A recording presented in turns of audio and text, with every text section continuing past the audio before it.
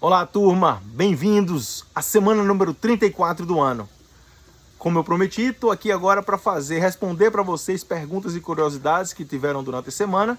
E eu espero que isso seja um quadro semanal, onde eu compilo as perguntas que vocês tenham e venho aqui no fim de semana responder as dúvidas e curiosidades. Eu coloquei elas no papel aqui, dividi por algumas classificações e categorias para se tornar mais fácil e objetivo. E vamos lá então, direto ao assunto. Tivemos duas perguntas sobre opções, duas perguntas sobre day trading, três perguntas sobre análise técnica e fundamental, tivemos duas sobre como investir no exterior, duas sobre livros e uma sobre dicas. Vamos começar com as perguntas de como investir no exterior. A primeira é: qual a forma mais simples de se expor ao exterior? E a segunda: como faço para abrir uma conta de investimento nos Estados Unidos? Tem mínimo? Então, a forma mais simples de você ter essa exposição ao exterior, na verdade, né, nem só ao exterior, é uma exposição global, um portfólio global diversificado, é através dos fundos negociados em bolsa, ou seja, os Exchange Traded Funds ou ETFs, a sigla ETF, que nada mais é do que um veículo, um instrumento, um veículo de investimento que é negociado durante o dia no mercado em que você está vendo, né, no mercado em que você está participando. No caso do mercado americano, nós temos aqui em torno de, 3.000, 4.000 Exchange Traded Funds, que cobrem o espectro completo de risco-retorno do mundo, seja através das geografias apenas, seja através dos setores econômicos globais, seja através de fatores de investimento, através de tamanho da empresa, se o ETF é ativo, se é passivo, ou seja, você consegue realmente montar um portfólio global diversificado através desse veículo, desse instrumento negociado durante a bolsa, negociado na bolsa, enquanto a bolsa está aberta. No caso do Brasil, chegou agora há pouco, recentemente deve ter aí uma dúzia, talvez, duas dúzias de ETFs. O problema é que você ainda não tem essa diversificação, ou você não tem ainda essa quantidade de instrumentos que realmente lhe dê uma diversificação global. Então, através do mercado americano, a gente realmente consegue ter acesso a um número muito maior de instrumentos que cobrem todas as facetas de uma construção de um portfólio que você possa imaginar. Essa é a forma mais simples e fácil. Para abrir uma conta de investimento nos Estados Unidos, hoje em dia é relativamente fácil. Basta achar uma corretora que aceita um não residente, ou seja, uma pessoa que não mora nos Estados Unidos e não seja um cidadão americano. No caso, uma pessoa que está morando fora ou é um residente de outro país fora dos Estados Unidos. O que você precisa normalmente é uma cópia do seu passaporte, comprovante de residência no exterior, e você assina o W-8, que é um documento que diz que você afirma, né, atesta e afirma que você não é um cidadão americano ou um residente dos Estados Unidos. Simples assim. O mínimo é uma pergunta mais não é tão fácil de responder, porque isso é uma regra da casa, ou seja, não existe regulação. Nenhum dos órgãos reguladores coloca um mínimo para você abrir uma conta. Quem escolhe é a casa que você está abrindo, a corretora. Normalmente ela vai pedir algum mínimo de 500, 1.000, mas tem vários que pode abrir com zero. Então tem os seus prós e contras entre aquela que pede um pouco mais para você abrir e aquela que não pede nada, zero para você abrir. Então é regra da casa. A corretora que você está procurando vai lhe dizer se tem ou não. Mas não é uma lei. Tá? Então, tem mínimo? Sim, não, depende. Depende da casa onde você está abrindo a sua conta. A segunda pergunta é sobre livros. Então, a segunda, né, a separação da segunda são duas perguntas sobre livros. Ou seja, podia indicar alguns livros e qual foi o melhor livro sobre investimento que você já leu? Eu peguei aqui, ó, e posso fazer duas indicações. Quer dizer, eu já li vários, mas o melhor livro que eu já li, foi na verdade esse aqui, The Intelligent Investor. É incrível esse livro. Na verdade, esse foi o primeiro livro utilizado no certificado, no CFA, o Chartered Financial Analyst. Na época não tinham livros e o currículo estava sendo formado, então utilizaram a primeira edição desse aqui, The Intelligent Investor, para ser a base do currículo do que hoje é o Chartered Financial Analyst, a certificação global.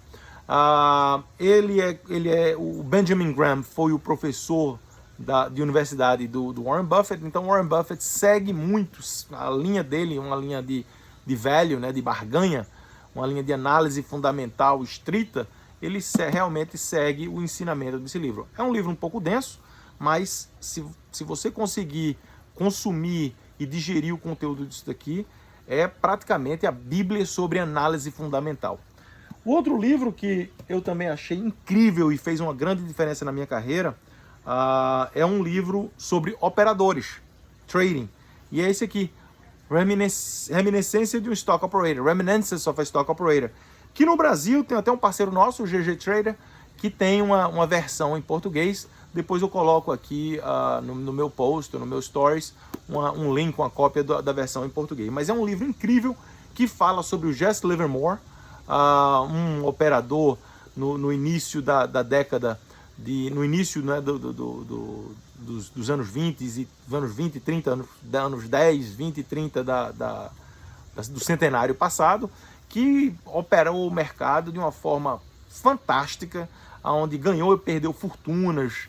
E realmente ele coloca a história dele aqui dentro desse livro, e recomendo para todo mundo que tem interesse em entender justamente esses dois pilares de análise fundamental e técnica. Esses dois livros são as minhas recomendações. Vamos lá para a terceira parte, opções. Vamos falar sobre opções então. Como funcionam opções, e o mercado de opções é interessante para quem tem pouco patrimônio. Então vamos lá, como funcionam opções? Isso aí vai ser lógico, para entrar a fundo, é uma aula completa de opções e as suas funções, etc. Mas eu vou tentar aqui de uma forma mais curta e simples responder para vocês.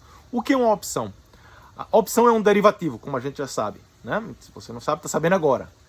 O nome desse instrumento é um derivativo, ou seja, ele deriva, o preço e o valor dele é derivado, é um derivativo, deriva do preço e o valor de um underlying asset, de um ativo que está por baixo, lastro desse contrato de opção.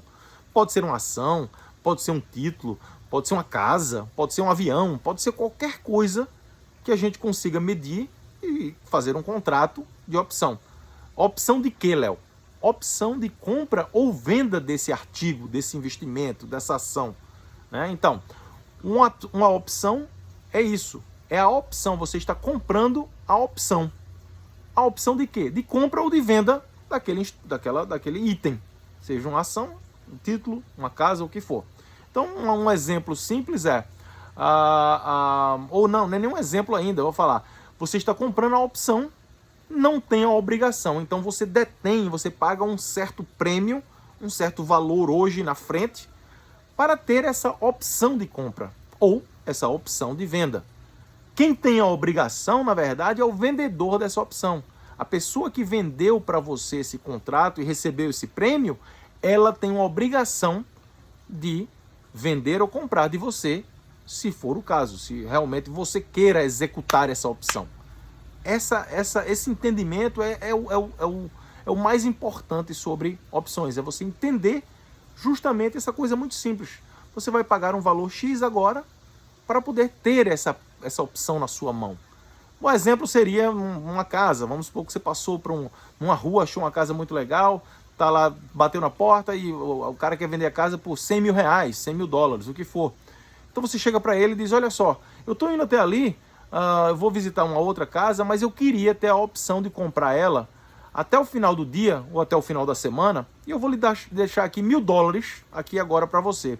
Agora, se eu voltar hoje ou daqui a uma semana, seja qual for o tempo estipulado na hora da negociação, você vai ter que me vender por 100 mil dólares.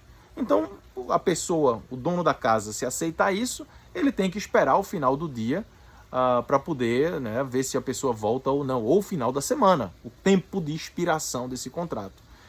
Você, como comprador, como comprador da sua opção, se você não quis executar, né, você perdeu esses $1.000, que foi esse prêmio que você pagou. E o strike price é os 100 mil dólares da casa. Então, se não ficou muito claro, a gente vai ter uma aula sobre isso, a gente vai ter explicações sobre isso. Existem informações plenas publicamente. Google, se você fizer um Google Search, ou o que for, vai estar aí falando sobre opções. Mas esse conceito fundamental. Então, a outra era... É interessante para quem tem pouco patrimônio E essa é uma pergunta muito difícil de a gente responder, que funcione para todo mundo. Ou seja, depende do seu objetivo. A opção normalmente ela é utilizada para duas coisas. Ou especulação, como qualquer instrumento, como qualquer ativo. Compra uma ação, é uma especulação.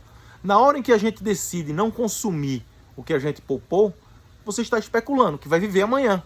Né? Então a vida é uma especulação, naturalmente, porque a gente não sabe o dia de amanhã.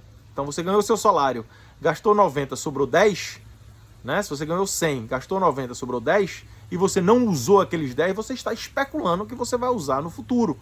E se a gente morrer? Pode ser que não use.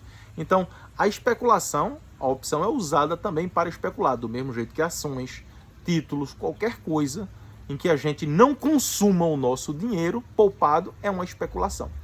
Além da especulação, os contratos de opções também são usados para a proteção, né, para diminuir o risco de um certo portfólio quando você compra uma opção e garante que um certo cenário, você espera que um certo cenário aconteça. Ou seja, eu quero proteger, né, o meu portfólio de uma queda no mercado, eu quero comprar então uma opção que me deixe seguro caso isso aconteça. Qual o problema, então, num portfólio pequeno dos dois? De usar a opção? É porque quando você compra a opção, você paga um certo prêmio, e esse prêmio, ele desaparece se você não executar essa opção. E você só vai executar essa opção de compra ou venda, caso seja interessante para você. Porque lembre-se que você tem a opção, você não tem a obrigação de fazer. Consequentemente, se você não executar aquele prêmio que você pagou, aqueles $1.000 que eu falei antes, ou $100, ou $10, ou $1, seja qual for o valor utilizado, você vai perder ele 100%. Então, quando o pessoal fala que é uma coisa muito arriscada, é porque o valor do pago pelo prêmio, você pode perder 100% daquilo ali. É diferente de uma ação. Você comprou uma ação da Petrobras, ela subiu, ela caiu, mas ela continua lá. Enquanto a Petrobras existir como uma empresa, a ação continua. Mesmo que você esteja perdendo dinheiro, como muita gente fala, vira investimento a longo prazo, né? Mas ela não desaparece 100%. A opção, o contrato de opção expira, desaparece 100%. Então esse é um dos maiores riscos no portfólio pequeno, é que você tem uma perda talvez garantida de 100% daquele prêmio, se o que você entrou no contrato não acontecer. Né? Então, num portfólio pequeno, você passa a ter agora esse problema, que é cada vez mais esse portfólio pequeno vai ficando menor quando o contrato de opção expira sem valor. Na proteção, a mesma coisa. Você, se o portfólio caiu, perfeito, você protegeu o seu portfólio e não perdeu dinheiro. Mas se o portfólio não caiu, né, você perdeu aquele dinheiro da proteção. Proteção é um seguro de vida. Você paga um certo prêmio, um seguro de saúde. É melhor do que o de vida, né? Porque em vida você utiliza o benefício. A gente paga um seguro de saúde não com a intenção de usar. Eu não imagino que exista uma pessoa que pague um seguro, um prêmio semanal, mensal, anual, e que esteja rezando para ficar doente e ir para o hospital para poder usar aquele dinheiro que ele pagou. Né? Então isso é uma opção. O seguro, você está comprando uma opção de poder ir no médico sem perder a casa, sem perder tudo, porque o custo da saúde vai ser muito alto. Né? Então é igualzinho, é a mesma coisa. Então num portfólio pequeno, essas são as particularidades. Não é que deve ou não deve, é que você tem que entender que possa ser que torne o seu portfólio, que já é pequeno, menor ainda, caso o cenário esperado da opção não aconteça. Então vamos lá, day trading. Duas perguntas sobre day trading. Consigo viver como day trader? E o que você acha de fazer day trader? De fazer day trading? Você opera dessa forma? Bem, day trading é um tópico também. Esses tópicos são tópicos longos, mas a definição exata de day trading é você abrir e fechar uma operação no mesmo dia. Então o day trader de verdade é aquela pessoa que chegou 4 horas da tarde quando o pregão fechou e está em cash, está em zerado, ganhando ou perdendo. Eu faço day traders, já fiz tradings during the day, durante o dia, sim. É a minha função principal hoje em dia? Não. É preciso de uma dedicação tremenda, um foco imenso, porque a dinâmica do day trading é uma dinâmica extremamente difícil de você conseguir dominar, né? O que acontece? O que eu gosto de falar normalmente, ganha-se dinheiro? Claro que ganha-se dinheiro. Eu gostaria de fazer isso todos os dias? Claro que eu gostaria de fazer. Quem não queria chegar aqui, abrir meu laptop 10 horas da manhã, 9 horas da manhã, desculpa, botar 3, 4 contratos, 9h30 da manhã, o pregão abre, em meia hora ganhei, fechei, vou tomar meu café, vou fazer meu exercício. Todos nós gostaríamos de fazer day trading. Só que a probabilidade de a gente conseguir fazer isso constantemente, todos os dias, é muito pequena. Tanto é que existe um day trader incrível. Existe um Pelé. Existe um LeBron James. Existe um LeBron James. Um Kobe Bryant. Um Michael Jordan. Um Mike Tyson. Né? Um Neymar, ou o que for. Quantos jogadores, quantas crianças aí agora estão querendo ser o Neymar, o Ronaldo, né? Milhares e milhares de crianças ao redor do mundo, se não milhões de crianças ao redor do mundo, tentando ser uma pessoa. Então é uma modalidade muito difícil, onde você precisa de bastante recursos, tanto recurso intelectual, de informação, quanto recurso financeiro para poder manter-se jogando todos os dias. E o recurso de informação também é uma live sobre isso aí, é a coisa mais valiosa que a gente tem, né? Se a gente parar para pensar, a informação é o produto do mercado de capital de curto prazo. Quem sabe alguma coisa mais rápido, melhor do que outro, é quem ganha. E o day trading é esse mercado mais curto possível. É uma informação, você consumiu, você chegou a uma certa conclusão de uma forma mais rápida, mais eficiente do que o próximo, e você conseguiu colocar aquela posição na frente do que você acha que vai acontecer nos próximos 30 segundos. Temos ferramentas para isso? Sim. Vou falar mais numa das aulas para frente sobre uma ferramenta nova que a gente está lançando para auxiliar, para melhorar a capacidade de a gente fazer um day trader, que é a análise do comportamento, a análise quantitativa do comportamento das pessoas que estão fazendo day trading, né? Então, isso aí vai ser outro tópico, mas essa é a minha posição sobre day trading. Eu não faço day trading todos os dias, porque não tenho como dedicar 100% do meu tempo apenas para isso. E para fazer day trading, você tem que dedicar 100% do seu tempo, do seu foco, do seu recurso, apenas para isso, mais nada. Consegue viver day trading? Sim. Se você realmente fizer esse trabalho dedicado, sim. Quais são as chances? Remotas. Análise técnica e fundamental. Estou no meu 3º curso de AT, eu imagino que seja análise técnica, e não consigo ganhar dinheiro. Continuo o aprendizado? Análise técnica funciona ou é balela? Não tenho uma opinião formada sobre o assunto. E a outra é apostar nos fundamentos ou ir mais nas análises gráficas. Então vamos lá, para a primeira pessoa que está no 3º curso, está perdendo dinheiro e continua o aprendizado? Sim, você continua aprendendo, mas troca de professor, troca de curso, faça alguma coisa, porque depois de 3 cursos você ainda está perdendo dinheiro e não consegue, tem alguma coisa, é uma mensagem para você. Não faz sentido você fazer o 4º, 5º, 6º e continuar perdendo dinheiro. Então continuar aprendendo, sim, é extremamente importante. Mas, da forma como você está fazendo, não. Pare urgentemente, porque está perdendo dinheiro. É balela? Análise técnica. A balela é quando as pessoas falam, ou mostram, ou tentam lhe dizer que é um grau santo. Análise técnica, como análise fundamental, como análise do comportamento, não são, nenhuma dessas 3 análises são graus santos. Não é um grau santo. O que não é balela é a disciplina necessária para aplicar a análise técnica fundamental do comportamento. Ou seja, a análise técnica, por exemplo, vai ter aí alguém que vai estar dizendo, quando uma média cruza outra, você faz isso, quando ela sobe, você faz aquilo. O problema é a subjetividade da análise técnica. É que note que sempre, qualquer pessoa falando sobre análise técnica, vendendo para você ensinamento de análise técnica, sempre tem um porém. sempre tem algum detalhe mínimo que faz com que aquela premissa anterior, ou seja, aquela fórmula de bolo não funcione. Porque isso é a história, você não consegue prever o futuro com análise técnica. A análise técnica lhe dá uma boa base de pontos de interesse, aonde você pode então formular a sua estratégia de investimento, a sua filosofia, a sua percepção. Essa é a ideia. Não é um grau santo. Como análise fundamental também não. Né? Uma das premissas básicas de análise fundamental é a expectativa do futuro.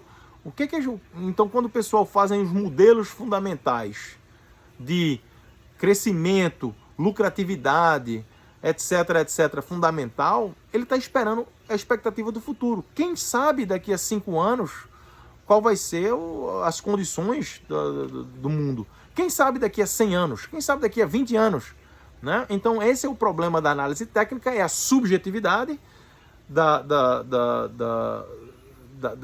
do momento, do ponto de interesse, e da análise fundamental também a subjetividade da expectativa do futuro.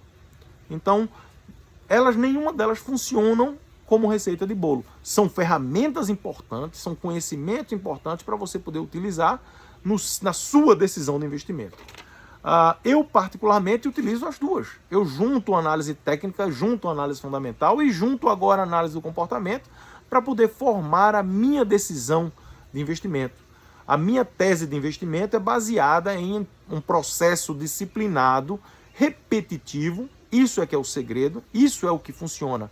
É você identificar o seu processo, é criar, na verdade, o seu processo disciplinado que você faz todos os dias, todas as semanas, todos os meses, todos os trimestres, todos os semianual, todo ano, todas as décadas, tudo tem que ser igual.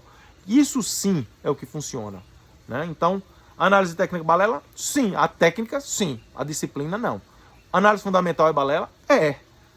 Não é grau santo. Não existe, né? Não existe receita de bolo. Não existe certeza do que vai acontecer. Vamos lá. Então, análise técnica, day trade, opções, livros, investir no exterior. Eu acho que eu matei tudo. E a última é a pergunta cabulosa, né? É aquela pergunta que alguém fez que, na verdade, é mais do que uma brincadeira. Você vai dar dicas de compra e venda? E a verdade é, tá de sacanagem, né? Eu tô aqui para ensinar vocês a pescar, tá? Eu não tô aqui, a minha função não é pescar para você e lhe entregar o peixe e ainda mais digerir esse peixe e mastigar para você e digerir. Né? O meu objetivo é, como instrutor de Wall Streetable, como ex-instrutor da NYU, o meu objetivo é demonstrar para as pessoas que estão aprendendo comigo como criar o seu próprio processo disciplinado de investimento, de análise, de construção de portfólio, etc. Né? Então, a gente está aqui para mostrar como é que se pesca, para que você possa pescar todos os dias. Então, dicas de compra e venda, nem para falar a verdade, ninguém... É muito difícil você conseguir colocar uma dica de compra e venda para um público em geral como esse aqui. Eu não sei quem está vendo, eu não sei a condição dessa pessoa. Então, Bitcoin é bom? Sim, não depende. Petrobras é bom? Sim, não depende. Magazine Luiza é bom? Sim, não depende. Apple é bom? Sim, não depende. Todas elas vai ser a mesma coisa. Sim, não depende. Depende de quê? Depende do seu portfólio, depende da sua condição, depende do seu conhecimento, depende da quantidade de Apple que você já tenha, depende da quantidade de Bitcoin que você já tenha. Real estate é bom? Sim, não depende.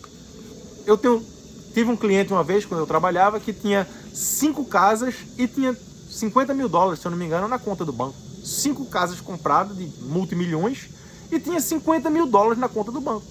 Ele era milionário das casas e pobre de recursos, de capital. Se uma das casas ficar desalugada, o cara vai ter que vender essa casa para poder pagar as outras, né? Para pagar a hipoteca. Então, para ele vir para mim e dizer, Léo, eu quero comprar mais uma casa. Tem uma casa barganha, pichincha, cara. É bom? Não. Para você, não. Não adianta comprar mais uma casa. Você não está diversificando aí o seu portfólio de investimento. Então, a diversificação realmente o ensinamento mais importante que você pode absorver. é justamente isso. Lógico que com diversificação você deixa de perder dinheiro, né? Consequentemente você ganha menos. A concentração é onde você ganha muito dinheiro e é onde você perde muito dinheiro. Ou seja, eu tenho 100 mil dólares, é tudo que eu tenho na minha vida, tudo que eu guardei, vou comprar 100 mil dólares de Bitcoin. Você teve momentos que você ganhou muito dinheiro e teve momentos que você perdeu 80% daquele valor. É bom? Sim, não depende. Você tem o estômago para sustentar isso, beleza. Mas isso não dá para ser feito de uma forma como se coloca facilmente através hoje dessa mídia social, onde a dica é fulano é 10, cicrano vai para 50, né? Sem entender se isso faz parte do portfólio da pessoa ou não. Então é isso aí, consegui fazer com menos de 30 minutos, esse era o objetivo. Espero que vocês gostem. Se tiverem, hoje eu vou abrir a caixinha de perguntas para a próxima semana também. Acho que o modelo vai ser mesmo esse. E a gente continua. Mandem perguntas, curiosidades que vocês queiram do mercado de investimento global. E eu vou fazer o melhor para poder responder para vocês. Um abraço a todos, uma boa semana. Fiquem com Deus, se cuidem, saúde e sucesso a todo mundo. Tchau, tchau.